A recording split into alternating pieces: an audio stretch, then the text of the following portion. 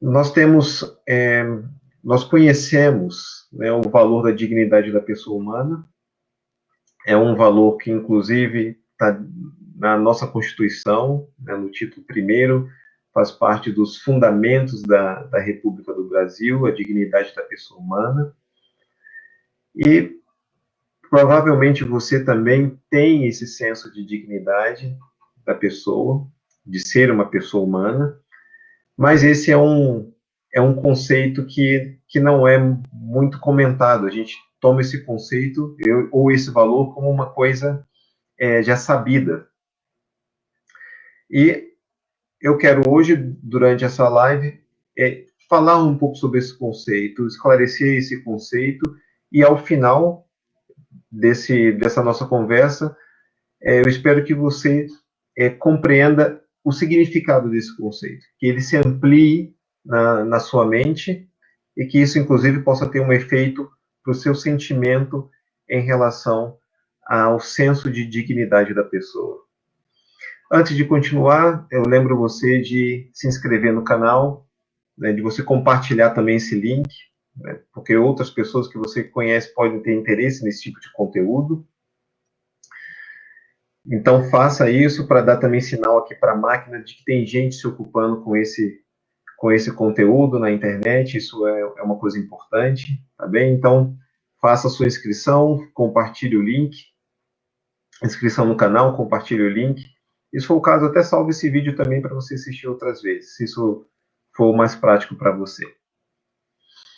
Bem, em 13 de novembro de 1849, o escritor inglês Charles Dickens, ele escreveu uma carta para o jornal Times. E nessa carta ele conta que num dia, em dias ou em horas anteriores, ele compareceu a uma prisão no sul de Londres, onde um casal de pessoas que foram julgadas e sentenciadas como assassinas, essas pessoas seriam executadas no que se chama de praça pública. Elas seriam executadas ali junto da prisão, mas para o público. E Charles Dickens conta que ele chegou à meia-noite da noite anterior à execução para observar a multidão.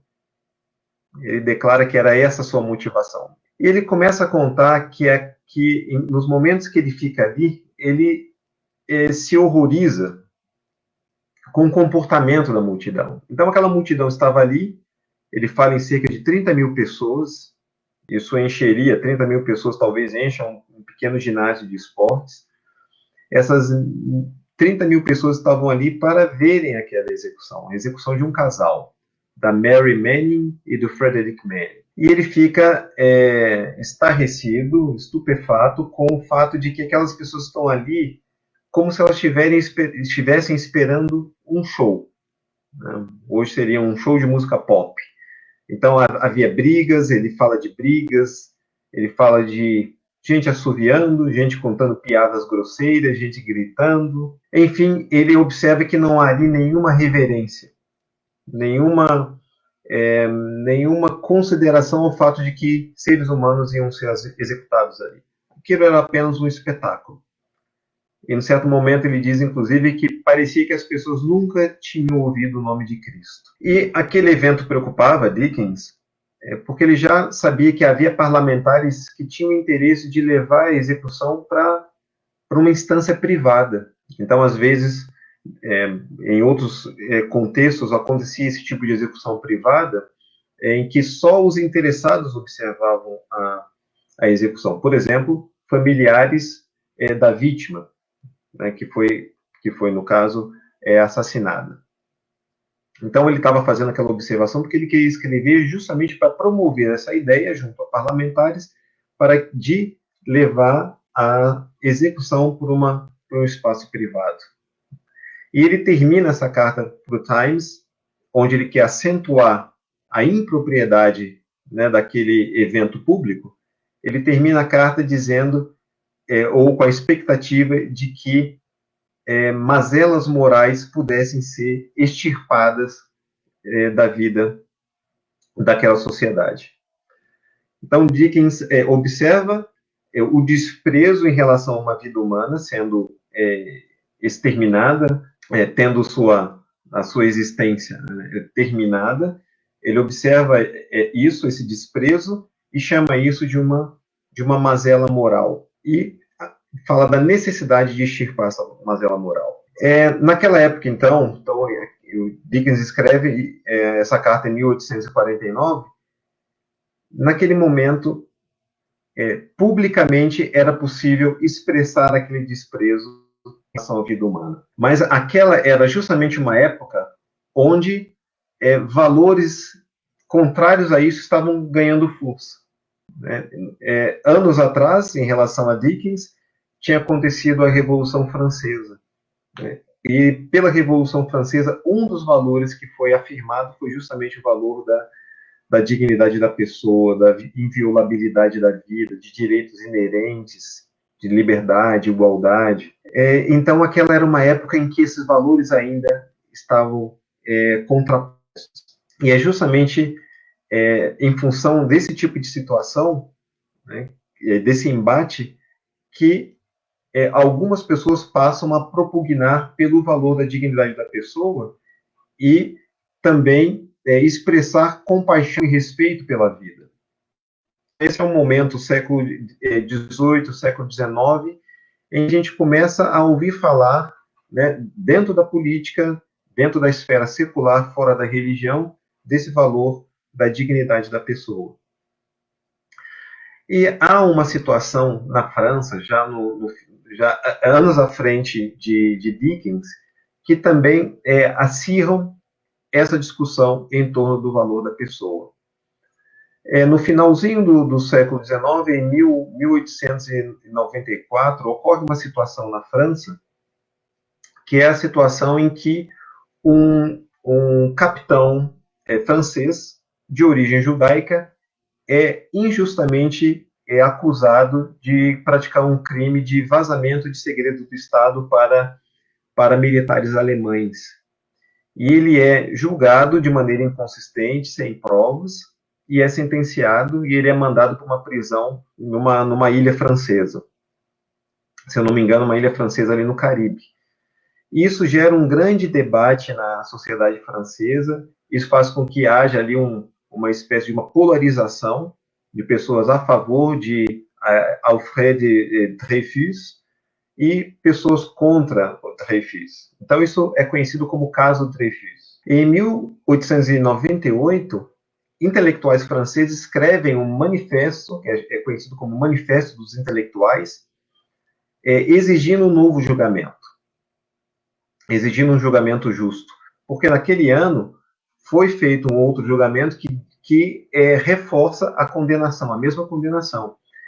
E esse manifesto dos intelectuais marca justamente uma contraposição entre os intelectuais a favor de Dreyfus e, de outro lado, outros intelectuais que eram contra o Dreyfus ou a favor da condenação de Dreyfus junto ao exército. Porque toda a investigação, e inclusive a segunda investigação, foi conduzida no seio do exército, e no caso do segundo julgamento, foi dirigida pelo general Pellier. Então surge essa polarização de pessoas que seguem a posição dos intelectuais, que querem um novo julgamento e um julgamento sobretudo justo, dentre eles inclusive o escritor Zola, e de outro lado o grupo encabeçado pelo exército. Inclusive dizem, né, que os intelectuais são contra o exército, porque o exército tem a função de defender a nação, e os intelectuais, então, são contra essa importante corporação francesa, e a sociedade francesa, então, está, no final do século, polarizada. E dentre esses intelectuais existe um sociólogo chamado Émile Durkheim. E o Durkheim, inclusive a propósito de uma carta, de um texto escrito por um anti-Dreyfus, ele resolve escrever um texto onde ele diz que, bem, precisamos entender quais são as razões que estão por trás dessa discussão em que as pessoas estão incomodadas, em que nós, intelectuais e outras pessoas, outros segmentos da sociedade, estamos incomodados com a violação dos direitos de um indivíduo. E Durkheim resolve dar um passo atrás. E é esse passo atrás que Durkheim dá que eu quero apresentar para você, mostrando então, a partir desse passo atrás que ele faz, quais são as principais características dessa ideia de dignidade da pessoa. Como que se deve entender essa ideia de dignidade da pessoa? O que está por trás disso? Qual é a raiz disso? Qual é, sobretudo, o sentido desse valor de dignidade da pessoa? E Durkheim, então, diz que o que está em questão é o individualismo. O individualismo entendido como valor da pessoa. E nesse ponto vem já a primeira característica. Como que esse individualismo precisa ser entendido? Esse individualismo, ele justamente se diferencia de uma ideia de individualismo centrado no eu, ou uma ideia utilitarista de individualismo, que é a ideia de que, bem, tudo depende dos meus desejos, tudo depende das minhas vontades, tudo depende dos meus desejos, e eu vou tomar as minhas decisões guiado pelo autointeresse, pelo meu interesse que eu tenho nas coisas. O autointeresse é um interesse meu, diferente do interesse seu. Então, essa é a ideia utilitarista de individualismo. E Durkheim quer dizer que, quando os intelectuais querem defender o Dreyfus de um julgamento injusto, eles não estão valorizando o indivíduo por uma ideia de valor do eu, por uma ideia de autointeresse, por uma ideia utilitarista. Existe uma outra noção de individualismo que está aí. É o valor do indivíduo, mas não é pelo que o eu do indivíduo prefere, pensa e carrega. Então, este é o primeiro ponto. Diferenciar o individualismo utilitário desse individualismo que traz a ideia de dignidade da pessoa. Então, é a primeira distinção, a primeira característica importante, mostrar que há duas ideias de individualismo. A gente até pode entender que essa noção utilitarista do individualismo corresponde a uma ideia que a gente costuma dizer por aí, que a gente fala, uma ideia narcisista de individualismo, que é essa de eu seguir os meus desejos e, sobretudo, os meus desejos, e, em primeiro lugar, meus desejos, e, quem sabe, somente meus desejos. Né? Então, é essa ideia que está de fora, não é desse individualismo que se fala. Está se falando do valor do indivíduo. E vamos entender, então, qual é o valor desse indivíduo, qual é o significado desse indivíduo. Então, a segunda característica. Qual é a segunda característica importante nesse individualismo que Durkheim quer esclarecer, sobre o qual ele quer nos fazer entender melhor? Né? Esse individualismo, ele justamente por não ser o individualismo narcisista, utilitarista, ele é um valor do indivíduo que o próprio indivíduo não inventou. Esse é um ponto muito legal, é uma sacada muito boa de Durkheim, muito importante de Durkheim. Esse valor do indivíduo, que coloca o indivíduo no centro da sociedade, que faz com que nós tenhamos horror ao assassinato do indivíduo, aos maus tratos em relação ao indivíduo, que faça com que nós reconheçamos que cada indivíduo tem um valor próprio, portanto, uma dignidade. Isso foi uma invenção coletiva. Então, a sociedade inventou ou elaborou ou definiu essa ideia de que o indivíduo tem um alto valor e está no centro da vida social. Como eu mencionei, o valor da dignidade da pessoa humana é um fundamento da nossa Constituição, um fundamento da República Federativa do Brasil. Ou seja, uma instância social separa ou escolhe, seleciona um valor que diz respeito ao indivíduo. Ou seja, esse valor ele foi criado pela intersubjetividade, pelo debate, pela conversa, pelo acordo entre pessoas de um corpo coletivo. No caso, isso se deu de uma maneira muito clara na França do século XVIII, no contexto da Revolução Francesa. E isso é importante entender para que a gente não tenha a ilusão de que um valor de tal peso pudesse colar na sociedade, pudesse vingar na sociedade por ser apenas a ideia de uma pessoa. ou seja, derivando de uma intrasubjetividade da mente, da cabeça de uma mesma pessoa. Porque esse valor está lá em Rousseau, esse valor está lá em Kant, nesses filósofos. O primeiro filósofo mencionado é o francês, Rousseau, o outro é o alemão, Kant.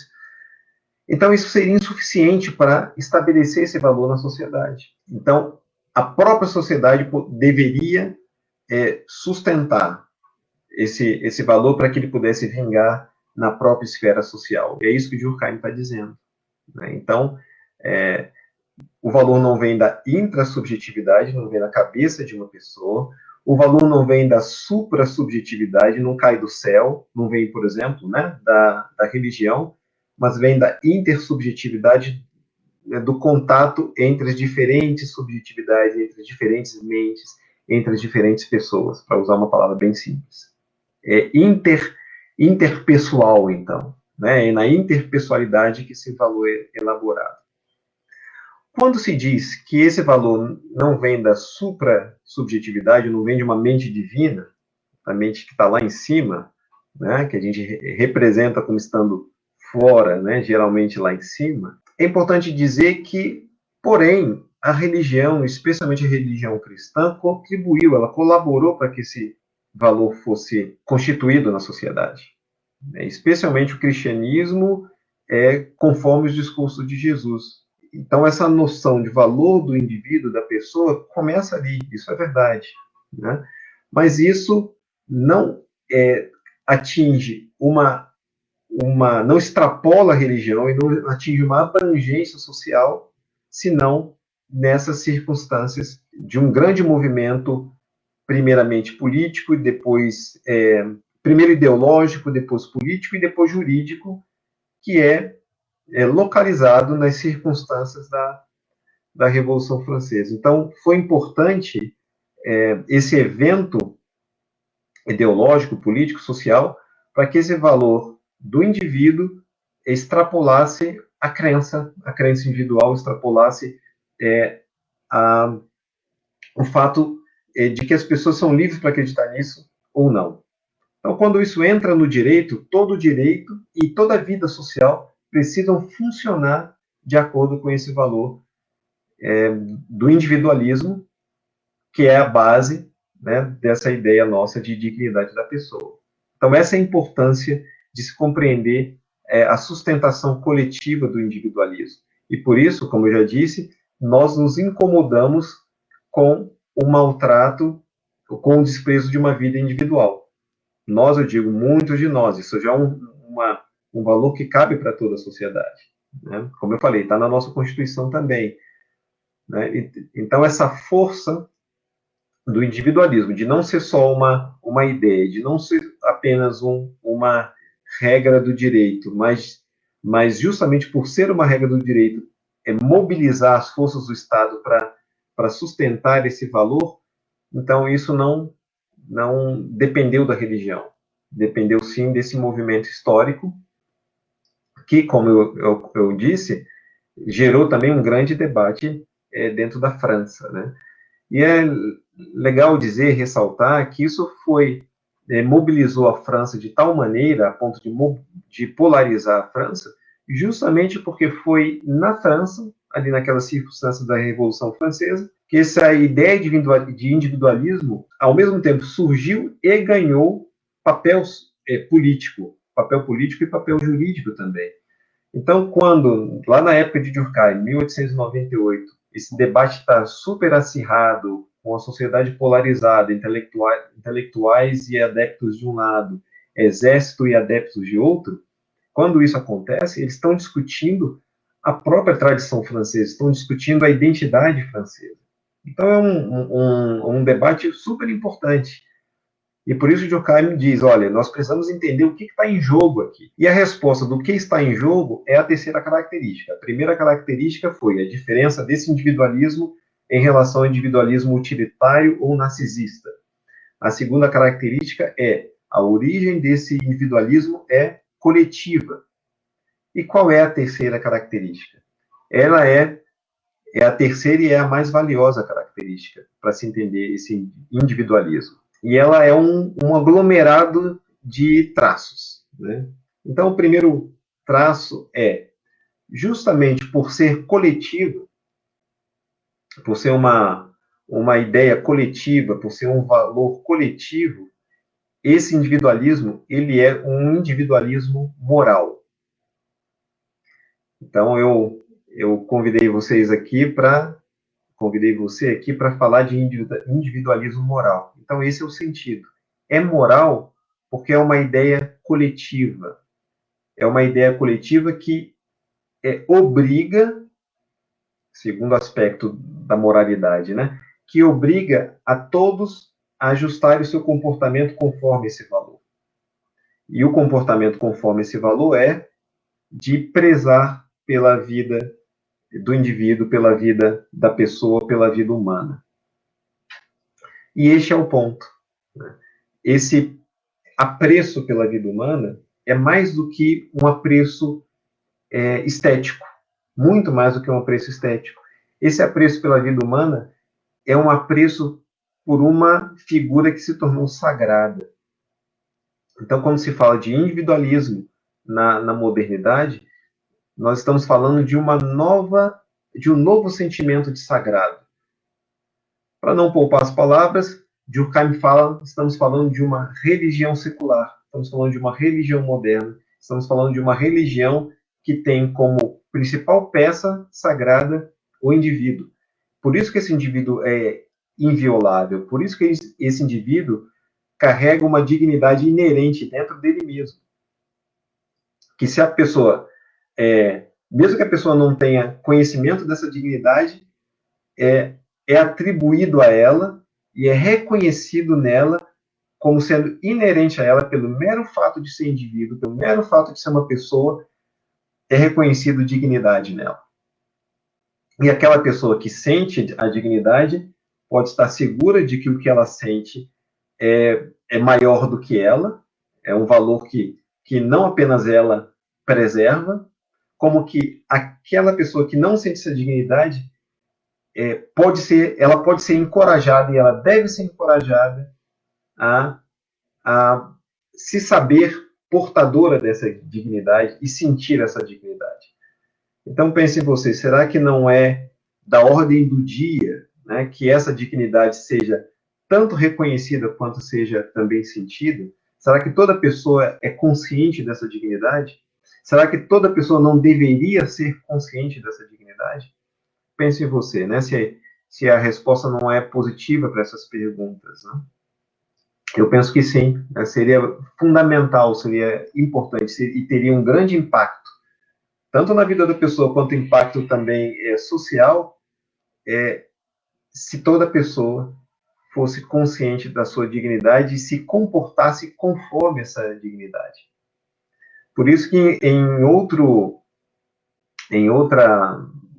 oportunidade, em outra live, eu falei sobre 3 tipos de normas morais, e a primeira norma moral é aquela que diz: pense e haja de modo a nunca perder o respeito por você mesmo. Por que nunca perder o respeito por si mesmo? Porque você é digna, você é digno, você porta como pessoa uma dignidade que é própria sua, que mesmo que você não saiba e que mesmo que você não sinta e não reconheça, a esfera social, a esfera jurídica, a esfera política é obrigada a olhar para você e reconhecer essa dignidade, inclusive proteger essa dignidade, mesmo que você não queira proteger. Isso significa, então, o valor moral, inclusive sagrado, do indivíduo e da pessoa humana. Porque esse valor, e aí está o grande ponto, esse valor não depende do indivíduo. Esse valor é o valor da humanidade que existe no indivíduo. O indivíduo é um indivíduo humano, a pessoa é uma pessoa humana. Dignidade da pessoa humana. É assim que consta no texto constitucional, inclusive, é assim que consta nas outras cartas de direitos que se referem a isso. Né? Declaração dos Direitos Humanos, Declaração Universal dos Direitos do Homem e do Cidadão, lá da época da Revolução Francesa. Então, está se falando do indivíduo humano, da pessoa humana, e essa esse adjetivo humano, essa característica do humano que garante ou que confere a sacralidade do indivíduo e da pessoa. Portanto, o sagrado aí, o sentido do sagrado aí é o sagrado da humanidade. A humanidade chega num ponto da história em que ela se reconhece e se atribui um valor sagrado. A humanidade é algo para se preservar. Há duas coisas a se comentar sobre isso também. Em outro momento histórico, também se quis promover essa ideia do valor da pessoa e valor sagrado, que não foi no momento do cristianismo. O cristianismo já herda isso. No primeiro milênio antes de Cristo, em diferentes lugares, por diferentes mentes, esse valor é propalado, que é a ideia de que todo indivíduo humano ele deve ser respeitado, ele deve ter sua vida preservada, ele deve ser tratado com dignidade. Isso é algo anterior ao próprio cristianismo mesmo. Isso também é uma ideia moral, obviamente. E o valor dessa ideia moral é tirar a moralidade dos limites de um grupo.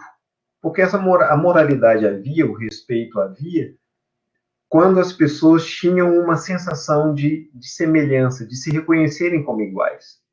Então, no mesmo grupo cultural, linguístico, às vezes no mesmo tipo de classe social, havia essa noção de respeito mútuo e de dignidade mútua. Mas os sábios dessa era do primeiro milênio antes de Cristo, dessa era moral do primeiro milênio antes de Cristo, chamada de era axial, eles percebem que essa moralidade ela precisa extrapolar os grupos particulares e atingir todo o ser humano. Então, essa foi uma percepção valiosíssima, que afastou a moral de um nível, inclusive, natural, de uma inclinação natural, e elevou a moral para um nível cultural. Mas, como eu disse anteriormente, foi necessário um movimento na modernidade para que essa moral atingisse ainda um patamar ainda mais amplo, que é esse de ser guardada pelo direito e pela política também. Então, quando se fala de individualismo moral, está se falando de um individualismo que, primeiro, ele, apesar de separar o indivíduo como sendo uma peça sagrada, um objeto de culto, ele é um individualismo que é importante, que é valioso para a coletividade. E ele é moral, além disso mesmo, de ele ser elaborado pela comunidade, ele é moral porque ele obriga a todos a reverenciarem esse indivíduo, porque esse indivíduo é um representante da humanidade. E o segundo aspecto que eu queria colocar sobre isso é que isso também, a época de Durkheim, do século XVIII, século XIX, isso foi muito importante, isso foi uma ruptura com a força da Revolução Francesa, uma ruptura ao ponto de mobilizar todo o debate político na França no final do século XIX. Mas isso, apesar disso, então, ter tido essa importância ali, isso trouxe para o presente também um problema muito específico.